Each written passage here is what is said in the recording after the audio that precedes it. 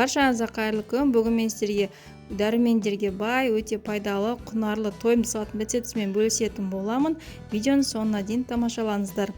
Ол үшін бізге ең алдымен тауықтың төсін алып, жұқалай етіп турап аламыз. Ең алдымен кейін бөліктерге бөліп болғаннан кейін ұзынша етіп турап шығамыз.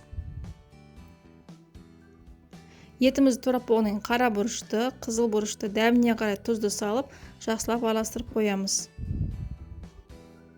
Кейіннен болгар бұрышын алып, бөліктерге бөліп, ұзынша етіп тураймыз.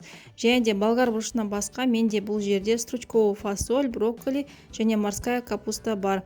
Менде бұл жерде барлық көкөністер, 3 көкөніс қатырылған көкөніс. Сіздер жаңа піскен көкөністі қолдансаңыздар да болады.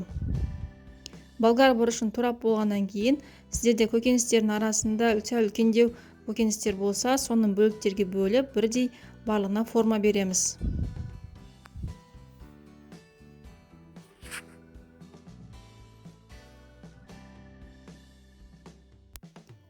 Енді қызып тұрған табамызда етімізді қуырып аламыз.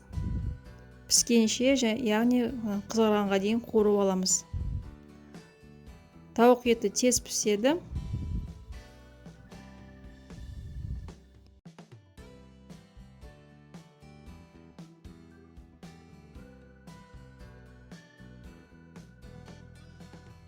Тауық етін қуырып болғаннан кейін бөлек ыдысқа салып аламыз.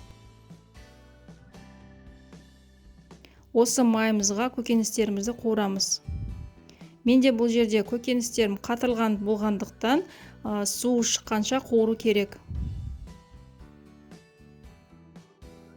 Жақсылап қуырамыз. Кейіннен тұз саламыз дәміне қарай. Су тартылғаннан кейін үстіне сливкимізді құйып, тауығымызды салып, тағы да 5 минуттай қуырамыз. Бұл салатты сіздерге міндетті түрде дайындап көруге кеңес беремін. Еш өкінбейсіздер, өте дәмді болып шығады.